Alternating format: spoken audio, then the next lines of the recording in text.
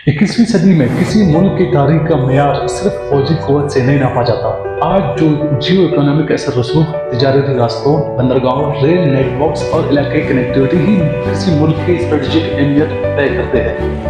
पाकिस्तान, जो तारीखी तौर पर वस्ती एशिया का गेटवे और पूर्वी एशिया के मशरकी वस्ता से जोड़ने वाला एक अहम रास्ता रहा है, अब नए चैलेंजेस का सामना कर रहा है। उभरता हुआ चीन, अफगानिस्तान, ईरान कॉरिडोर, जिसकी पुष्टपनाही चीन और रूस और ईरान कर रहे हैं, पाकिस्तान को बाईपास करके तजारती बाहर और इलाकाई असर रसूख बदल सकता है। अहम सवाल यह है कि क्या पाकिस्तान इसी नई जियो इकोनॉमिक हकीकत के मुताबिक अपने आप को ढाल रहा है या आस्ता आस्ता इलाके कनारी का शिकार हो रहा है, जिससे इसकी स्ट्रेटजिक और इक्तिसादी अहमियत कम हो सकती है। अस्सलाम वालेकुम, Jalil Ahmed from Balochistan academy. So today my lecture is about that current affair, that is Pakistan moving toward regional isolation।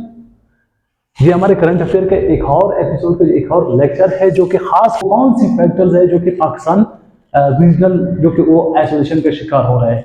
तो मजीद इस चीज़ की बात करते हुए इस मैप की मद से इस चीज़ को हम लोग अच्छी तरीके से समझेंगे, और साथ साथ में हम लोग what are the threat to Pakistan geo strategic strength, कि भी वो कौन कौन सी थ्रेट है जो कि पाकिस्तान कमजोर हो रहे हैं, जिनके पहले जो कि जियो स्ट्रेटेजिक पोजीशंस थे उनसे कमजोर आ रहे हैं। तो इसमें China, Afghanistan, Iran and new Jio economic relative, एक जियो इकोनॉमिक रियलिटी है, वो क्या है।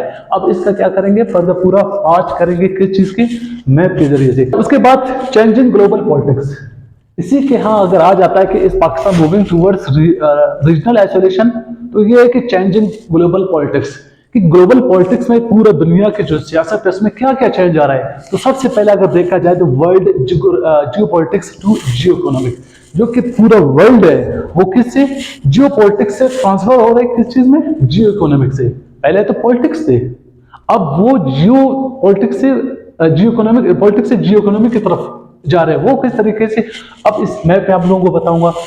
उसके बाद फिर चाइना अल्टरनेटिव रूट्स, चाइना क्या कर रहे हैं, अभी इसके अपने लिए एक अल्टरनेटिव रूट्स देख रहे हैं। पहले भी हमारे यहाँ से चाइना डायरेक्ट आता है, जिसे हम लोग सी पैक का नाम देते हैं, जिसमें ईस्टर्न रूट, वेस्टर्न और सेंट्रल रूट। लेकिन अभी यूएस का इन्फ्लुएंस, यहाँ से यूएस का इन्फ्लुएंस ये है कि वो कहते हैं कि पसनी में एक और भी कोड होगा जो कि सिर्फ और सिर्फ किसके अंडर में होगा, यूएस के अंडर में होगा। तो यहाँ पे सिर्फ 44 किलोमीटर का फासला है।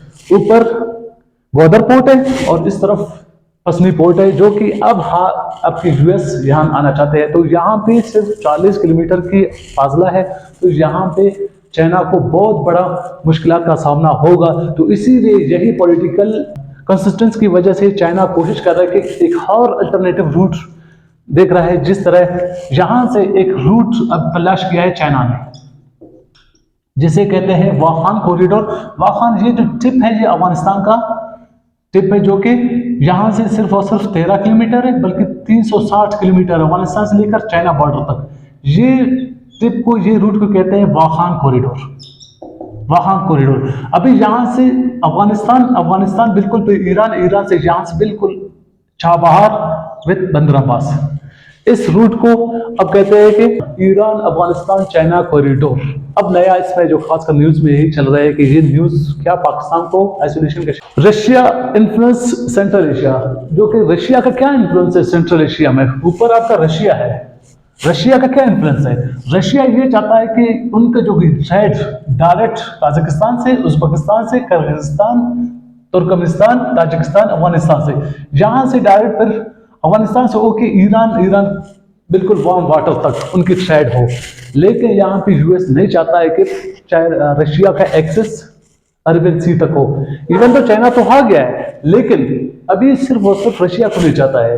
अगर रशिया यहाँ तक आ गया तो वो सुपर पावर बेस्ट कंट्रीज तक। उसके बाद Iran position as a regional, लेकिन अभी यहाँ पे ईरान चाहता है कि मेरा एक्सेस हो, खासकर मेरा पोजीशन हो किस चीज के बारे में, सारे जितने भी कंट्रीज है यहाँ से आकर, और ये पूरा एक अरेबियन ओशियन के, इंडियन ओशियन के गेटवे बन जाए। तो उनकी भी यही ख्वाहिश है, रशिया की भी यही ख्वाहिश है, चाइना की भी यही ख्वाहिश है, अफगानिस्तान का भी यही ख्वाहिश है। तो यही सारे मिलकर पाकिस्तान को आइसोलेशन का शिकार बना रहे हैं। दूसरी तरफ अगर देखा जाए कि यहाँ पे सिर्फ और सिर्फ कितने कंट्रीज है, 4 कंट्रीज, 4 नेशन इंटरेस्ट, 4 कंट्रीज है, अफगानिस्तान, रशिया, चाइना और ईरान वो कोशिश कर रहे हैं कि यहाँ पे हमारा एक्सिस हो सेंट्रल एशियन में रूट जो कि ट्रेड करे इस चीज के बारे में।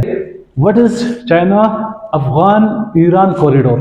तो ये इसका मतलब ये है कि चाइना वाखान कॉरिडोर, ये एक कॉरिडोर है जो कि चाइना यहाँ यूज करता है, वाखान को यूज करता है, उसके बाद फिर आ जाता है डायरेक्ट अफगानिस्तान में, अफगानिस्तान से डायरेक्ट फिर ईरान यहाँ से सिर्फ और सिर्फ उनके दो बड़े बड़े बंदरगाह है, एक होता है चाबार जो कि अंडर कंट्रोल इंडिया में होता है और दूसरा ये है कि बंदर अब्बास। ये दोनों को फंक्शनल करके अपने आप को एक सेंट्रल एशियन का गेटवे, सबसे पहले ये एक्सेस किसका होगा? मिडिल ईस्ट कंट्रीज की, दूसरा एक्सेस इंडियन ओशियन की, चौथा एक्सेस जाता है अफ्रीकन की, और पांचवा एक्सेस यहां से पूरा यूरोप के लिए चला जाता है। ये एक गेटवे बन सकता है अगर ये कामयाब हो।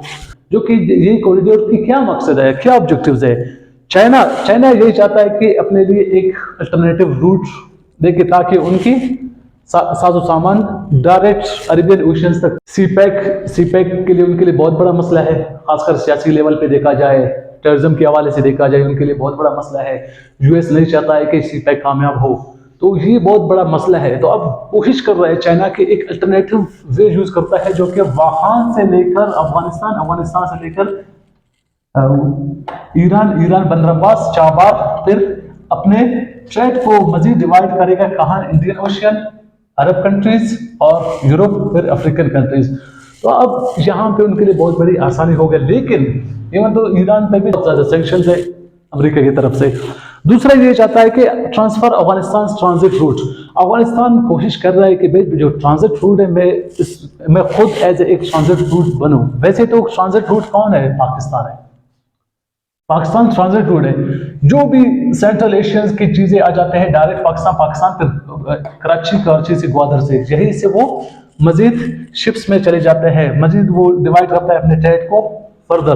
तो ये जो पाकिस्तान है ये वैसे भी एक ट्रांजिट रूट है, लेकिन अब अफगानिस्तान चाहता है कि पाकिस्तान से ये ट्रांजिट रूट को मैं अपने लिए क्या करो, अडॉप्ट करो। तो किसके तहत? यही आपका चाइना अफगानिस्तान ईरान कॉरिडोर की। और तीसरी बात, एस्टेब्लिश्ड ईरान एज ए की मैरिटाइम गेटवे। जिस तरह मैंने आपको बोला था कि ईरान चाहता है कि मैं अपने आप को एक मैरिटाइम गेटवे बनाऊं, जो कि यहाँ सारे जो सेंट्रल एशियन कंट्रीज के सारे ट्रेड यहीं से होकर जाए, तो उसके लिए भी बहुत फायदा होगा और अफगानिस्तान के लिए भी बहुत फायदा होगा। जितने भी सेंट्रल एशियन कंट्रीज है, पहले अफगानिस्तान से थ्रो, फिर बाद में ईरान आ जाते हैं। तो ये सिर्फ और सिर्फ ये है कि एक रूट है to Pakistan geo strategic strength. वो कौन सी खतरा है पाकिस्तान के लिए, खासकर उनकी जियो स्ट्रेटेजिक स्ट्रेंथ के लिए? वैसे तो पाकिस्तान कहते हैं कि वो हब है आपके जियो स्ट्रेटेजिक के, लेकिन अब एक नया मसला क्रिएट हुआ है जो कि चाइना अफगानिस्तान ईरान कॉरिडोर। तो इनके लिए यहाँ से पाकिस्तान के लिए आइसोलेशन का शिकार है। वो किस तरीके से? जिस तरह अगर देखे जाए तो Europe and western China international highways, एक हाईवे है जो कि प्रोजेक्ट है। ये सबसे पहले रशिया से मिलकर काजाकिस्तान से डायरेक्ट उज्बेकिस्तान से डायरेक्ट ताजिकिस्तान से डायरेक्ट चाइना। लेकिन यहाँ पे कौन बाईपास है? अब पाकिस्तान और अफगानिस्तान। लेकिन ये चाहता है कि भाई इसको किसका पार्ट बनाओ? डायरेक्ट इसी अफगान कॉरिडोर का पार्ट बनाओ, बिल्कुल डायरेक्ट यहां से। तो वो इसने क्या कि यहाँ पे ताजिकिस्तान को पास करेगा, लेकिन ये कि पहला आ जाता है रशिया से फिर काजाकिस्तान से फिर उज्बेकिस्तान से फिर डायरेक्ट अफगानिस्तान, और अफगानिस्तान से इधर डायरेक्ट आपका इसी कॉरिडोर में शामिल होगा। यहां से फिर पाकिस्तान बाईपास हो रहे हैं। पाकिस्तान के लिए बहुत plan. Turkmenistan China gas pipeline, उन्होंने क्या किया है, यहां से एक गैस पाइपलाइन चाइना अपने लिए लीड कर रहे हैं कि यहां से डायरेक्ट अफगानिस्तान से होकर यही चाइना ईरान अफगानिस्तान कॉरिडोर इनका हिस्सा बन रहे हैं। वैसे तो पहले सीपैक थे, लेकिन अभी इनका हिस्सा बन रहा है। और दूसरा देखा जाए अगर international north and south transportation corridor, international north south transportation corridor, वो कहां से आता है? वो भी यही ऊपर से आ जाता है, तुर्की से। तुर्की आ जाता है सबसे पहले, ये कैस्पियन ब्लैक सी है, कैस्पियन सी। तो फिर कैस्पियन सी से डायरेक्ट ईरान या डायरेक्ट तुर्कमेनिस्तान, दो रूट यहाँ पे आता है। फिर अगर ईरान आ जाता है, ईरान तो डायरेक्ट वहां पे क्या करता है, चीजों को पास कर लेता है। लेकिन यहाँ से डायरेक्ट तुर्कमेनिस्तान से फिर चाइना, अफगानिस्तान से फिर चाइना, और चाइना से फिर इस तरफ अफगानिस्तान से ईरान, और इसी तरीके से आगे उनकी चीजें ट्रेड शिरोर, जहां पे उन्होंने एक प्रोजेक्ट स्टार्ट किया हुआ है जिसका नाम है ट्रांसपोर्ट अफगानिस्तान कॉरिडोर। ये काजाकिस्तान और अफगानिस्तान के दरमियान है। काजाकिस्तान कहाँ पे है? ऊपर काजाकिस्तान है। उन्होंने काम किया है डायरेक्ट उज्बेकिस्तान से तुर्कमेनिस्तान, तुर्कमेनिस्तान से डायरेक्ट अफगानिस्तान में एक कॉरिडोर है जिसे कहते हैं ट्रांसपोर्टेशन अफगान कॉरिडोर। ये भी आपके चाइना और रशिया की मदद से बन गया है, तो इस पे भी काम हो रहा है। ठीक है, middle corridor transportation Caspian international transport, ठीक है, ये भी यही है। ऊपर तुर्की से फिर कैस्पियन सी से डायरेक्ट तुर्कमेनिस्तान, तुर्कमेनिस्तान से अफगानिस्तान। इनके दो रूट है। पहला होता है तुर्की से कैस्पियन सी से बिल्कुल डायरेक्ट ईरान से बंदरअब्बास से चाबार। फिर दूसरा इसका रूट है कैस्पियन सी से डायरेक्ट तुर्कमेनिस्तान, तुर्कमेनिस्तान से डायरेक्ट अफगानिस्तान। इसी रूट में शामिल होगा जो इसका नाम है China Afghanistan Iran root.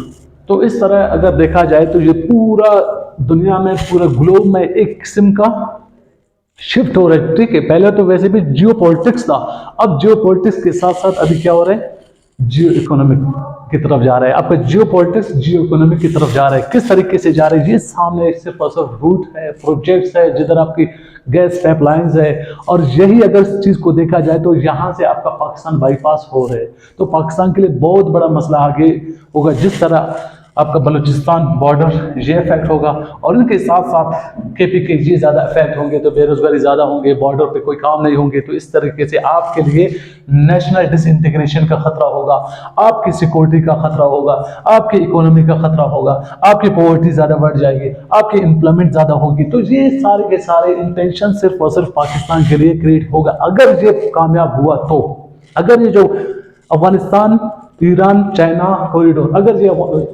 Project कामयाब होता है तो पाकिस्तान के लिए बहुत बड़ा